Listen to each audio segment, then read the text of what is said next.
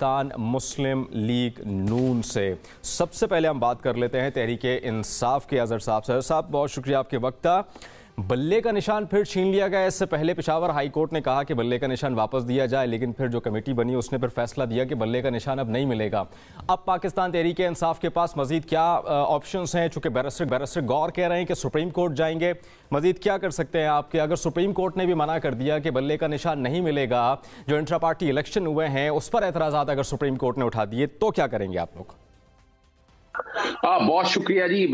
देखिए, बुनियादी तौर पर हम नहीं समझते कि सुप्रीम कोर्ट से कोई इस तरह का फैसला आएगा, और उसकी बुनियादी वजूहात आपके सामने मैं रख देता हूं। पहली तो बात है कि किसी भी सियासी जमात पर अगर पाबंदी आयद करनी है तो वो आर्टिकल 17 के तहत है। वो security and defence of Pakistan, यानी आप सॉवरेनिटी की अगर उसके खिलाफ, सालमियत के खिलाफ तो तरीकाकार दिया हुआ है, और उसके लिए वफाकी हुकूमत एक ऑर्डर पास करती है, फिर सुप्रीम कोर्ट जो है उस पे कंफर्म करती है कि अब एक सियासी जमात से आप एक निशान लेकर उसको बैन नहीं कर रहे हैं ना, यानी वो खुद तो इलेक्शन लड़ नहीं सकेगी, उसके कैंडिडेट इलेक्शन लड़ेंगे, और कैंडिडेट अपने इंतखाबी निशान के बगैर है नहीं कुछ। ये कौन सा पूरी ये बरतानिया में आप यूएसए में इलेक्शन लड़ रहे हैं कि जहां लाहौर हाई कोर्ट में भी हैं, सुप्रीम कोर्ट जाने का फैसला कर लिया है, तो सारे मामला मैनिपुलेट नहीं हो जाएंगे? किस जगह जा रही है पीटीआई? देखिए, पहली तो बात है कि जो लाहौर हाई कोर्ट में पिटीशन दायर की है, मेरी आला क़यादत से भी बात हुई है, वो पता नहीं किसने फाइल किया, वो पार्टी के कहने के ऊपर फाइल नहीं की गई है। मैं बताता चलूं, मैंने एक आईनी दरखास्त तैयार कर लिया सेक्शन 215 इलेक्शन एक्ट के तहत। वो पार्टी की तो ये लग रहा है कि कोई सेंट्रल अथॉरिटी नहीं है जिसका जो दिल किया वो दरखास्त दायर कर दी, जो हो रहा है पीटीआई को इल्म नहीं है। नहीं, ये पहले तो बताएं, लाहौर वाली जो बता रहा हूँ मैं, जैसे देखिए मैंने फाइल करनी थी ना, मुझे इंस्ट्रक्शन नहीं मिली है। इंस्ट्रक्शन मिलती तो मैं फाइल करता ना। वो किसी ने पता नहीं क्या पता नहीं किसने दायर कर दिया, उसकी पार्टी अपने तरफ तहकीक दे दिया कि पेशावर में पार्टी ने खुद फाइल की है, और उसको ओन करती है इस बात को सामने रखते हुए। गौर साहब तो पहले कह चुके थे कि पेशावर हाई कोर्ट है हमारे पास ऑप्शन। जी नहीं, देखिए वजह सिर्फ सेक्शन 215 अगर पढ़ ले, जिसमें पार्लियामान ने इख्तियार दिया है इलेक्शन कमीशन को बल्ले का निशान ना दे। अब ये इख्तियार तो आइन के आर्टिकल 17 से मुतसादिम है। हमारे मिसाल आप देखें ना, पूरे पाकिस्तान में पढ़े लिखे लोग कितने हैं। यानी मिसाल के तौर पर अजहर सिद्दीक इलेक्शन लड़ रहा है, तो अजहर सिद्दीक चाहता है कि बल्ले के इंतखाब पे निशान लड़े। अब बल्ले का इंतखाब अजहर सिद्दीक को तो मिल जाएगा, बाकी लोगों को तो नहीं मिल सकेगा ना, सबको। वो पार्टी के तौर पर जब इंतखाबी निशान होता है तो यही होता है, हमारा जो वोटर है वो बल्ले को निशान डालना, वोट डालना चाहता है, क्योंकि पिछले जितने इलेक्शन हुए हैं वो बल्ले के ऊपर डाले हुए वोट। तो ये जो काम किया ना इलेक्शन कमीशन ने अगर देखा जाए, एक खास तौर पर अगर हम उसे मैले से लॉ या मलफीदी की हद तक अगर बात करें, पाकिस्तान तहरीके इंसाफ के खिलाफ पहले प्रॉपर्टी फंडिंग केस, फिर तोशाखाना केस, फिर हमने देखा तौहीन इलेक्शन कमीशन जिसमें फर्द जुर्म आयद हो गई है, फिर हमने इंट्रा पार्टी इलेक्शन देखा, फिर हमने हमारा बल्ले का निशान लेना। कोई और सियासी जमात के खिलाफ अगर देखें कोई इस तरह के ऑर्डर है तो आप बता दें हमें। तो हम तो साफ शफाफ चीजों के तरीके से चाहते हैं। यानी हमारा कसूर क्या है, क्या हमारे वोटर का क्या कसूर है, हमारे उम्मीदवार का क्या कसूर है, पार्टी ने ऐसा काम क्या कर दिया है? क्या सर राजा रियाज साहब तो एक साल पहले कह चुके थे कि पीटीआई से बल्ले का निशान छिन जाएगा, चला जाएगा। जब ये सारे खदशात थे तो पीटीआई अपना बल्ले का निशान भी संभाल नहीं पाई, बाकी इंट्रा पार्टी इलेक्शन ठीक से नहीं हो पाए। अब आम इंतखाबात पे क्या करेगी पीटीआई? देखिए, मैं एक बात बता दूं, अब मैं बात नहीं करना चाहता कि इस वक्त ये क्या हो रहा है इस मुल्क के साथ। राजा रियाज ने अगर कह दिया तो राजा रियाज का मकसद क्या? राजा रियाज पर कोई गायब का इल्म तो जानते नहीं है ना। वो जिनके हाथों में मैं ये कहना चाह रहा हूँ कि जब ऐसे खदशात एक साल पहले थे तो पीटीआई को कुछ हिकमत अमली बनानी चाहिए थी। बल्ले का निशान ट्रेडमार्क है, अवाम बल्ले के निशान पर वोट देनी है। हाँ देखिए, मैं एक बात बता दूं, हिकमत अमली क्या बनानी थी? आपने जाके किसी की मिलते करनी थी, या किसी की बैत करनी थी, या प्रेस कॉन्फ्रेंस करनी थी? हमने बात बड़ी सीधी है। इंट्रा पार्टी इलेक्शन देखें, कानून के मुताबिक जो है हमने कराए और बिल्कुल ठीक कराए। और इलेक्शन कमीशन कौन होता है कि हमारे इंट्रा पार्टी इलेक्शन में मुदाखलत करने का? उसका काम मुल्क के इलेक्शन कराना है। वो मुल्क के इलेक्शन का वो तो करा नहीं सका।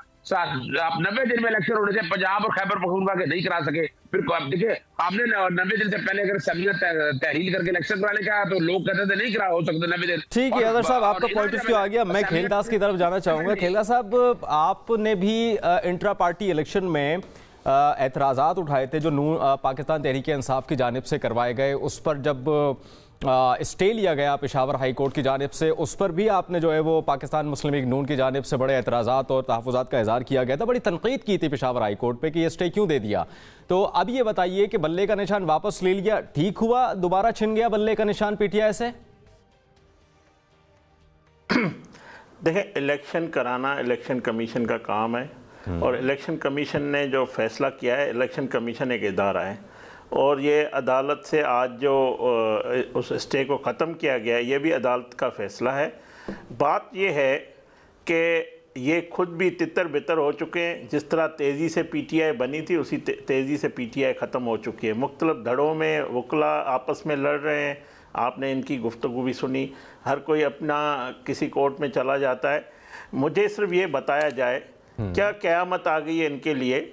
हमें ये बताएं कि 2002 में नवाज शरीफ साहब को इलेक्शन नहीं लड़ने दिया गया, 2008 में नवाज शरीफ साहब को इलेक्शन लड़ने नहीं दिया गया, 2018 में नवाज शरीफ साहब को इलेक्शन से नायल किया गया, लड़ने से उनसे सदारत पार्टी की छीनी गई, उनकी बेटी मरियम नवाज साहिबा को भी इलेक्शन से दूर रखा गया, उन दोनों को जेल में डाला गया। हनीफ अब्बासी, कैप्टन सदर, राजा कमर इस्लाम, ये सारे तहफ़्फ़ुज़ात रख दिए हमारे प्लेटफॉर्म के जरिए से, लेकिन आप ही मुझे बताइए कि अगर पीटीआई के साथ ये हो रहा है, पीटीआई को इलेक्शन लड़ने नहीं दिया जा रहा, वो लेवल प्लेइंग फील्ड वाली बात जिस पर समात भी हुई है, तो आप समझते ठीक हो रहा है? आपके साथ जो हुआ वो दीगर जमातों के साथ भी होना चाहिए। जमहूरियत है, जमहूरियत में तो सबको लेवल प्लेइंग फील्ड मिलनी चाहिए, सब जो है अपनी बात कर सकते हैं, वोट अपनी मर्जी से दे सकता है किसी भी लीडर को। Is this democracy? झूठ बोलना, प्रोपेगेंडा करना, जालसाजी करना, ये पीटीआई का वतीरा है। मैं आपको बताऊं 2620 इनके उम्मीदवार हैं जिन्होंने फॉर्म जमा करवाया, उसमें 1996 के फॉर्म जो है वो बहाल हुए हैं, 624 इनके रिजेक्ट हुए हैं। आप ये निकाल लें रेशो कितना है। तो क्या क़यामत आ गई? अगर कोई डिफ़ाल्टर है, बैंक का डिफ़ाल्टर है, किसी ने जुर्म किया है, किसी ने मुल्क पे हमला किया है, अगर कोई फार्म रद्द हो जाता है तो 1926 जो 96 है इनके पास कैंडिडेट मौजूद है। अगर के लेवल प्लेइंग फील्ड नहीं है तो फिर इस तरह कितने फार्म इनके बहाल कैसे हुए? कैंडिडेट अगर इनके पास है तो ये इलेक्शन लड़े। हमारी पीएमएलएन की कोई ख्वाहिश नहीं है कि पीटीआई इलेक्शन से बाहर हो, बल्ला ना हो। लड़े आप बता दें, खुद बताएं किस तरह से इलेक्शन लड़े। मुझे ये बताएं कि हमें जो आपको अपन 2018 की सूरत हाल बता रहा हूँ, 2008 की बता रहा हूँ, 2002 की बता रहा हूँ, क्या हमने पाकिस्तान के इदारों पे हमले किए? क्या हमने जाके जीएचक्यू पे हमले किए? क्या हमने कोई गबला तोड़ा? तो दूसरी बात देखें, जो मुल्क की रियासती इदारों पे हमले करे, जो कौमी इदारों पे हमले करे, जो शोधा पे के जो मास्टरमाइंड है जो अडियाला में बैठा हुआ है उस सारे मामले का, वो और उसके लोग जो मुलव्वस हैं, जो रूपोश हैं, या जो उनको अदालतों के सामने उनको कानून का सामना करना पड़ेगा। ये भी काम हमारा नहीं है कि हम ये डिक्लेयर करें कि इसको सजा हम नहीं देंगे, ये इदारे देंगे। ठीक है, इदारे देंगे, केसेस चल रहे हैं, देखते हैं क्या होता है। आमिर इंतखाबात साहब की तरफ मैं आना चाहूंगा। मैं ये कह रहा हूँ कि इस पार्टी की इस पार्टी की कोई इलेक्शन की तैयारी नहीं है, ना इन्होंने कोई काम किया है। ये चलें सर, आपकी है ना नून लीग की, आपकी तैयारी है ना, आपकी तैयारी है ना, बस ठीक है, आगे आम इंतखाबात में देख लेते हैं ना। मुस्लिम लीग नून ने बलूचिस्तान के उम्मीदवारों का ऐलान कर दिया है। कायद मोहतरम नवाज शरीफ साहब ने 84 घंटे पूरे पाकिस्तान के उम्मीदवारों के इंटरव्यू किए हैं। पूरी तैयारी के साथ हमारी जो है इलेक्शन मुहिम का भी आगाज होने जा रहा है। हमने हमारे और भी सूबों में ऐलान, हमारे कैंडिडेट आए। ये बताएं कि कैंडिडेट है कौन से खिलाड़ी है, कौन सा बल्ला पकड़ने वाले खिलाड़ी है? ना बल्ला है ना बल्ला पकड़ने वाला खिलाड़ी है। सर बल्ला देंगे तो पकड़ेंगे ना, बल्ला देंगे तो पकड़ेंगे ना। चले ठीक है असना साहब, मैं आपसे जानना चाहूंगा, सारी गुफ्तगू आपने नून लीग की और पीटीआई की दोनों की सुनी, आगे होने क्या जा रहा है? सुप्रीम कोर्ट फैसला कर देगा, बल्ले का निशान वापस लें, या फिर कुछ और मामला हो सकते हैं? आज़ाद उम्मीदवार की हैसियत से पीटीआई के जो उम्मीदवार हैं वो इलेक्शन लड़ेंगे, या सुप्रीम कोर्ट से उम्मीदें वाबस्ता हैं? अभी हो सकता है कुछ। देखें, एक तो बड़ा अफसोसनाक सूरत हाल ये है कि जो इस मुल्क की सियासी जमातें हैं वो अपनी सियासत, अपने इलेक्शन कब होने हैं वो डिसाइड नहीं कर पा रही। बिल्कुल ऐसे। और पाकिस्तान में जो भी बड़े फैसले हैं वो या मुक़्तदर हल्के या सुप्रीम कोर्ट करती है। और माज़रत के साथ अदर सदीक साहब बैठे हैं और मैं समझता हूँ कि ये इनको भी ज़िम्मा लेना चाहिए और गलतियों का एतराफ़ करना चाहिए। जब इन्होंने पार्लियामेंट को मजबूत करने के बजाय हर मामले में अदालतों की तरफ रजू किया। अब मसला ये आ रहा है कि सियासतदान कोई बैठ नहीं रहे, और हम देख रहे हैं इतनी कमज़ोर इस सियासी जमातें हैं सारी कि इनको कोई जो है वो दो बड़े इदारे जो इंस्टीट्यूशन जो स्ट्रांग है पाकिस्तान के, उन्होंने फैसला करना होता है कि इलेक्शन कब होने हैं, कैसे होने हैं, सारा कुछ उनके हाथ में। और ये जो है सिर्फ यहाँ आके जो है वो एक दूसरे का मामला, जो असल मामला हैं वो उस तरफ फोकस ही नहीं है।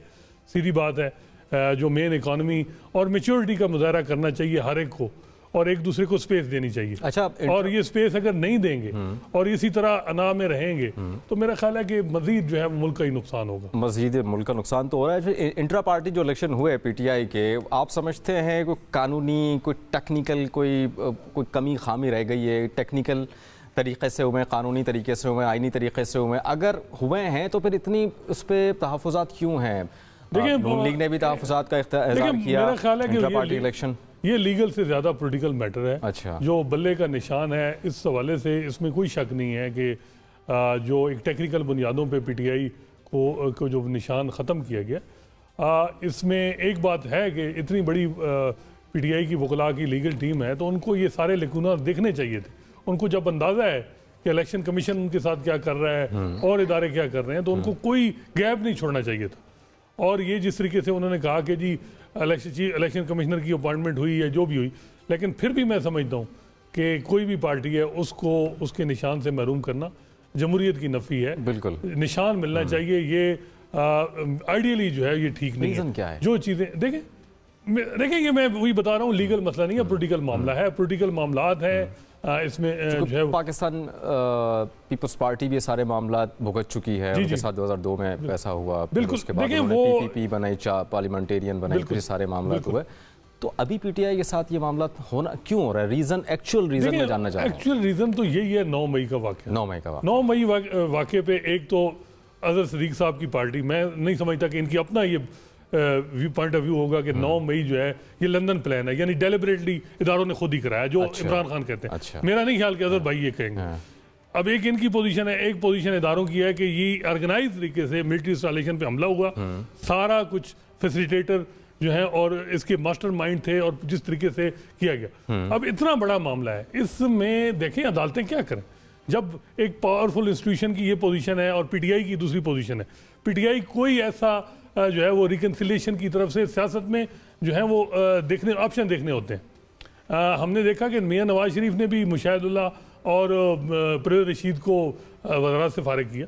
देखें इस वक्त पीटीआई में जो मिसट्रस्ट और इनका इदारों के दरमियान है, तो मिसट्रस्ट को ख़त्म करने की ज़रूरत है। अच्छा, और उसके लिए मेरा ख्याल है कि अजहर सदीक साहब जैसे मौजू लोग हैं, ये लोग रोल प्ले करें, बजाय इसके कि जल्दी पे तेल डालें और ये कहें कि ये। और असल इशू नहीं है ये नून लीग का मामला या किसी और इलेक्शन कमीशन का जो मामला है, वो सबको पता है कि क्या है। तो ये जो मामला है वो 9 मई से है और उसका हल क्यों नहीं हो रहा? और उन लोगों को टिकट पीटीआई दे रही है जो नॉमिनेटेड है, जिन्होंने मिलिट्री इंस्टॉलेशन पे हमला। अच्छा, 13 तारीख की जो कट ऑफ डेट है उससे पहले सारे मामला हल हो जाएंगे? मेरा नहीं ख्याल कि ये मसले हल होंगे। मसला जब तक मिसट्रस्ट रहेगा और ये पोलिटिकली इसका हल, और पीटीआई के पास हल है, ना अदालतों के पास हल है, ना नून लीग के पास हल है। ठीक है, पीटीआई के पास हल है, और पीटीआई में लीडरशिप जो है वो खुद कोई ऑप्शन ढूंढे, और उनके पास ऑप्शन है। अच्छा अजहर साहब, ये मैं जानना चाहूँगा कि पाकिस्तान तहरीके इंसाफ एक बड़ी सियासी जमात है। जब मालूम था कि ज़ेरे आताब है, मामला ख़राब हैं, इश्यूज़ हैं, तो कुछ एहतियात बरतनी चाहिए थी। कहीं ना कहीं पीटीआई से भी तो कहीं ना कहीं गलतियाँ हुई होंगी ना, कहीं ना कहीं कुछ मैनिपुलेशन हुई होगी, कहीं ना कहीं गलत फैसले हुए होंगे। जब आपको मालूम था ज़ेरे आताब है इतनी बड़ी पार्टी, तो कुछ एहतियात ही बरत लेते सर। बहुत शुक्रिया। देखिए, मैं शायद इस बात को मानने के लिए तैयार इसलिए नहीं हूं, मैं बहुत सी चीजें जानता हूं। देखिए, पाकिस्तान तहरीके इंसाफ 2018 अगस्त में मार्ज वजूद में हुकूमत में आई, हुकूमत में आ गई। बताया गया, जनाब आरटीएस बिठाया गया था पीटीआई को जिताने के लिए। वो हालात और वाकया ने साबित किया कि आरटीएस बिठाया गया था पीटीआई को कंटेन करने के लिए। फिर ख्वाजा आसिफ खुद अप्रैल 2019 में उन्होंने कहा कि अप्रैल 2019 में उनसे राब्ता हो गया। तो उनकी इस बात में सदाकत कुछ इस हद तक है कि मैं जून 2018 में लंदन में मौजूद था, तो वहां इनके लीडर्स हैं, जिस तरह की बातें कही वो सबके सामने वो नजर आ रहा था। यानी कौन था जो ऑडियो वीडियो रिकॉर्डिंग कर रहा था, उन तक पहुंच रहा था वो मुल्क से, और ये सारे के सारे लीडरशिप इनकी मुल्क से बाहर चलेगी।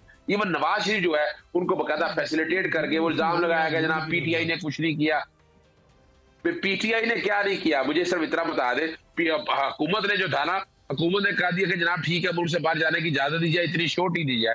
वो छोटी को कम तो लाहौर हाई कोर्ट ने किया और कहा कि अपना जनवरी के तीसरे हफ्ते में 2020 में केस लगा। आज तक वो केस नहीं लग सका। कुछ चीजें तो समझने वाली बात है। मिसाल के तौर पर मैं 3-4 चीजें आपके सामने मैं यूं रख देता हूं कि पाकिस्तान तहरीक इंसाफ ने कोशिश की कि इस मुल्क को आगे उठाया जाए, इकॉनमी बेहतर की, बाकी जो ये अपने ना इदारों में अनामा हमारी कोशिश की गई, इलेक्शन वक्त पे कराने के, इलेक्शन जो जिस कॉन्टेक्स्ट में लेकर आए वो कोशिश की, और जहां तक पूरी हद में कोशिश की। अगर हमें ये नहीं समझ आती, हमारी हसरात मेरे छोटे भाइयों की तरह से है, लेकिन जो सारी बातें बता दी हैं वो पॉलिटिकल नहीं है। वो बता रहे हैं कि एस्टैब्लिशमेंट के साथ हालात खराब है। आपके सामने और क्या कर सकती थी पाकिस्तान तहरीक इंसाफ? उन्होंने कहा कि ठीक है, आर्मी चीफ की सर वो पिलडाट की रिपोर्ट भी तो सामने ना, पिलडाट भी तो कह रहा है ना सर, वो पिलडाट भी तो कह रहा है कि कोई भी सियासी जमात। अगर भाई आपने देखे पार्लियामेंट में 155 एमएनए निकाल के क्या पार्लियामेंट को कमजोर नहीं किया? साइफर पे आपने खुद कहा कि हम खेलते हैं एक ऐसा सेंसिटिव मैटर जिस पे खेलें। आर्मी चीफ की अपॉइंटमेंट पे आपने कंट्रोवर्सीज नहीं बनाई, लॉन्ग मार्च नहीं शुरू किया। नहीं मैं उसका जवाब मैं उसका जवाब दे रहा हूं। देखिए फिर क्या हुआ, तमाम सियासी जमातों ने आर्मी चीफ की एक्सटेंशन में इकट्ठे बैठे और आर्मी चीफ की एक्सटेंशन ये सारा कह दिया। सवाल तो है कि डिफरेंसेस कब पैदा हुए। मिसाल के तौर पर पाकिस्तान तहरीक इंसाफ ने वक्त से पहले असम्बलियां बड़ा सोच समझ के तहलील की, चूंकि एजेंडा ये था कि ये अपना जो पाकिस्तान मुस्लिम लीग नून या पीडीएम की हुकूमतों को वक्त में लगाकर पीटीआई को कुचलना एक मकसद था। और वो हमने तारीखी तौर पर देखा कि पीडीएम की हुकूमत लाई गई, जिस तरह लाई गई, जिस तरह वोटों की खरीदो फरोख्त हुई, ये मैं नहीं, हम सब लोगों ने आंखों से देखा है। ये मैं देखे तस्वीर का वो रुख बता रहा हूँ कि ये पार्टी को या बाकी लोगों को नजर आ रहा था ये सारा कुछ हो रहा है। यानी सिर्फ और सिर्फ ये कहना कि पीटीआई ने बहुत ज्यादा गलती की है, यानी इल्जाम लगाया गया, यानी करप्ट है, यानी फरशजादी पे इल्जाम 2-2.5 साल हो गए इल्जाम लगते रहे, कोई एक रेफरेंस फाइल नहीं कर सके। और उस्मान बुज़ार पे बड़ी बातें हुई कि जनाब इस वजह से इमरान खान को गिराया गया। उस्मान बुज़ार आज आराम से घर बैठा हुआ है और वो इलेक्शन लड़ रहा है। जहांगीर तरीन या अलीम खान, बाकी लोगों के बारे में जो बातें वो सारे तस्वीर के उस रुख पे बैठे हुए हैं। बातें वो करनी चाहिए जो हम देखिए, हमारी समझ की वजह ये है कि जो वोट को इज्जत दो का नारा लेकर आए थे, और मिसाल के तौर पर हमारे चीफ जस्टिस साहब जस्टिस काजी फाइज साहब जो एक बात में बड़ी, यानी वो अपना फैजाबाद धरने का केस दिया, लेकिन आज नजर आ रहा है कि सारा जो कुछ भी हो रहा है, जिस तरह की बातें हो रही हैं, वो बड़ी तकलीफ दे बातें हैं। मैं उनकी जजमेंट अभी रिसेंटली मैं जस्टिस काजी फाइज साहब की जजमेंट